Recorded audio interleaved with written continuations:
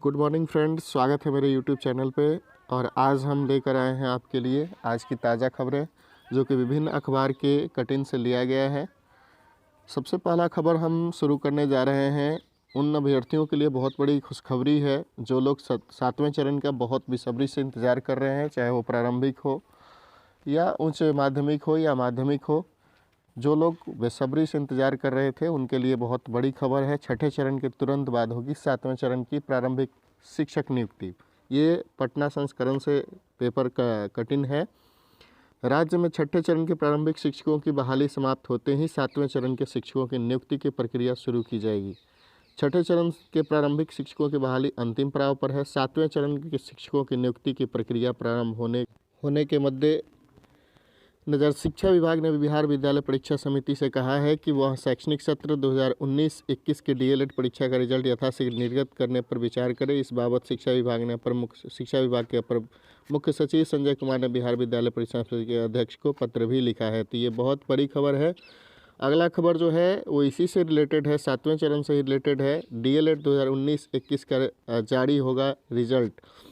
शिक्षा विभाग के अपर मुख्य सचिव संजय कुमार ने बिहार विद्यालय परीक्षा समिति बिहार बोर्ड के अध्यक्ष को पत्र लिखकर डीएलएड शैक्षणिक सत्र 2019-21 का रिजल्ट अतिशीघ्र घोषित करने का आग्रह किया है। गुरुवार को लिखे पत्र में अपर मुख्य सचिव ने कहा है कि सातवें चरण का शिक्षक नियोजन भी जल्दी ही विज्ञापित किया जाना है। डीएलएड परीक्षार्थियों ने जल्द रिजल्ट घोषित करने के लिए बड़ी संख्या में ईमेल और दूसरे माध्यमों से संवाद और आवेदन भी दिया था, ताकि डीएलएड के आधार पर अगली नियोजन प्रक्रिया में ये भाग ले सकें। इसके लिए जो है बिहार बोर्ड को अपर मुख्य सचिव साहब ने पत्र लिख करके डीएलएड के जो परीक्षा फल हैं उसको घोषित करने के लिए लेटर लिखा है। डीएलएड विशेष परीक्षा का रिजल्ट जारी। बिहार बोर्ड ने गुरुवार को डीएलएड विशेष परीक्षा का रिजल्ट जारी कर दिया है, जो आप इसके दिए गए वेबसाइट secondary.biharboard.online.com पर जाकर के कॉलेज और रोल कोड की मदद से आप अपना रिजल्ट देख सकते हैं। इसका जो बाकी बचा हुआ शेष जो खबर है वो है कि डीएलएड बताया गया था कि छठे चरण के पूरा होते ही सातवें चरण के शिक्षक नियोजन का विज्ञापन निकाला जाना है। इसलिए डीएलएड 2019-21 का रिजल्ट जल्द से जल्द घोषित करने पर सहानुभूतिपूर्वक विचार किया जा सके। अगला खबर जो है वो है कक्षा में जगह नहीं तो बरामदे में और पंडाल में बैठेंगे परीक्षार्थी। ये खबर जो है मैट्रिक और इंटर के परीक्षार्थियों के लिए है। सामाजिक दूरी का सख्ती से होगा पालन। सर्दी जुकाम वाले छात्र अलग बैठेंगे। रोल नंबर के अनुसार ही मिलेगी उत्तर पुस्तिका और ओएमआर सीट। तो ये बहुत बड़ी खबर है उन लोगों के लिए जो इस बार परीक्षा देने जा रहे हैं, मैट्रिक और इंटर के छात्र। यह करना होगा उन्हें। प्रत्येक दिन हर पाली की परीक्षा प्रारंभ होने के पहले कक्षाओं को सैनिटाइज किया जाएगा। ये केंद्राधीक्षक के लिए निर्देश है। परीक्षा केंद्र पर थूकने या गंदगी फैलाने पर सख्ती से रोक लगाई जाएगी। किसी परीक्षार्थी के शरीर का तापमान सामान्य से अधिक होने या गंभीर खांसी या जुकाम होने पर उन्हें अलग बैठने की व्यवस्था कराई जाएगी। परीक्षा केंद्र के बाहर भीड़ जमा न हो, इसके लिए परीक्षार्थी को पंक्तिबद्ध करके केंद्र में प्रवेश दिया जाएगा। तो ये सबसे बड़ी खबर है उन लोगों के लिए जो लोग मैट्रिक और इंटर के परीक्षार्थी हैं। याद रखें, आपको कोरोना प्रोटोकॉल का पालन करना सुनिश्चित करना है और वहाँ पे जो बैठने की व्यवस्था होगी आपको ये कल एक लेटर जारी हुआ था, बिहार बोर्ड का गाइडलाइन जारी हुआ था, जिसमें बताया गया था कि किस तरीके से आप लोगों को परीक्षा में बैठना है। एक बेंच पर 2 और उसके पीछे वाले बेंच पर 1, फिर उसके पीछे 2 और उसके पीछे फिर 1, ऐसे 2-1 करके जो पंक्ति है वो आपको वहाँ बैठने की व्यवस्था होगी। आगे बता रहा है इस खबर के माध्यम से, अखबार बता रहा है कि इंटर और मैट्रिक परीक्षा में कोरोना संक्रमण से परीक्षार्थियों को बचाया जा सके, इसके लिए ये सारी जो व्यवस्था है वो की जाएगी। मैट्रिक प्रायोगिक परीक्षा शुरू हो चुकी है, पहले दिन 3 लाख हुए शामिल। इंटर प्रायोगिक परीक्षा समाप्त हो चुकी है। आगे जो खबर है वो हमारा जुड़ा हुआ है कोरोना। बिहार में कोरोना पाबंदियाँ 6 फरवरी तक बढ़ाई गई, यानी जो पाबंदी पहले से चलाई जा रही थी 21 तारीख तक, उसे बढ़ा करके फिर 6 फरवरी कर दिया गया है।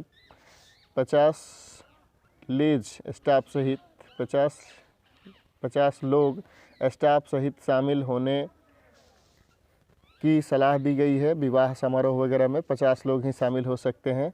ये पाबंदियाँ जारी रहेगी। रात 10 बजे से सुबह 5 बजे तक रात्रि कर्फ्यू। सरकारी व गैर सरकारी कार्यालय में 50% उपस्थिति के साथ कर्मचारी उपस्थित रहेंगे। उसके बाद से किसी भी आगंतुकों को प्रवेश नहीं दिया जाएगा। सभी धार्मिक स्थल श्रद्धालु जो है वो धार्मिक स्थल श्रद्धालुओं और आम जनों के लिए जो है ये बंद रहेगा। सभी सिनेमा हॉल, शॉपिंग मॉल इत्यादि ये सभी बंद रहेंगे। जिम, पार्क वगैरह बंद रहेंगे। सभी प्रकार के मेला प्रदर्शनी पर पाबंदी लगाई गई है। सब्जी मंडी, बाजार आदि सार्वजनिक वाहनों में स्पेशल डिस्टेंसिंग और मास्क अनिवार्य रहेगा। खेल कूद, शैक्षणिक, सांस्कृतिक व धार्मिक आयोजन 50 व्यक्तियों की उपस्थिति में हो सकेंगे। सूबे में तीसरे दिन भी संक्रमितों की संख्या घटी है। 3475 नए संक्रमित मिले हैं। तो ये जो है काफ़ी सख्ती से अभी इसको बरकरार रखा गया है गाइडलाइन को। अगला जो खबर है वो है बिहार बोर्ड ने शिक्षा विभाग के साथ प्रशासनिक व पुलिस अधिकारियों को भी परीक्षा को लेकर के किया अलर्ट। जूते मोजे में नहीं मिलेगा परीक्षा केंद्र में प्रवेश। आपको जूता और मोजा को उतार कर जाना होगा। कम परीक्षा फॉर्म भरे जाने पर 10 हेडमास्टर का वेतन बंद कर दिया गया। एक बड़ी खबर है यहाँ पे शिक्षा से जुड़ा हुआ।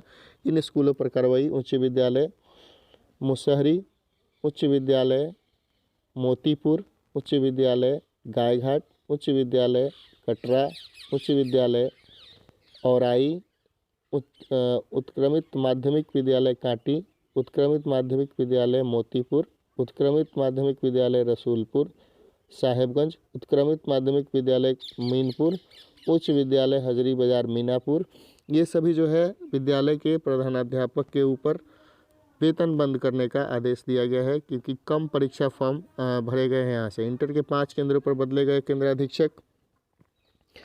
एक बेंच पर बैठेंगे अधिकतम 2 ही परीक्षार्थी। OMR सीट और कॉपी भी एक साथ मिलेगा पर जमा होंगे अलग अलग। गाइडलाइन जारी। OMR सीट लेने का विषयवार जारी किया गया शेड्यूल। कदाचार रोकने के लिए सभी केंद्र को एक साथ मिलेगा प्रश्न पत्र। तो ये इंटर और मैट्रिक परीक्षार्थियों के लिए बहुत बड़ी खबर है। फ्रेंड्स, मैं रोज़ आपको जो भी शिक्षा से जुड़ा हुआ, चाहे वो मैट्रिक इंटर का परीक्षा हो या बहाली हो या जो भी वैकेंसी हो, उससे जुड़ा हुआ मैं खबर आपको देता हूँ। और इसी तरीके से आगे मैं आपको खबर देता रहूँगा। आगे जो खबर है वो 10 और पंचायत नियोजन इकाइयों में भी काउंसलिंग 28 को होगी काउंसलिंग। प्रारंभिक शिक्षक नियोजन के लिए शेड्यूल जारी किया गया है। 28 जनवरी को अभ्यर्थियों की काउंसलिंग ली जाएगी। ये खबर समस्तीपुर का है, हिंदुस्तान पेपर का। जिले के जिन पंचायत नियोजन इकाइयों में प्रारंभिक शिक्षक नियोजन के लिए काउंसलिंग का शेड्यूल जिला ने नहीं निकाला है, उनके लिए भी काउंसलिंग का शेड्यूल जारी कर दिया गया है। DO मदन राय ने यह शेड्यूल निकाला है। इन सभी पंचायत नियोजन इकाइयों में 28 जनवरी को अभ्यर्थियों की काउंसलिंग ली जाएगी। सामान्य विषय के वर्ग के 1 से 5 के लिए काउंसलिंग होनी है। ज्ञात हो कि इससे पहले DO ने ही विभिन्न प्रखंड के 40 पंचायत नियोजन इकाइयों के लिए काउंसलिंग का शेड्यूल 15 जनवरी को जारी किया था।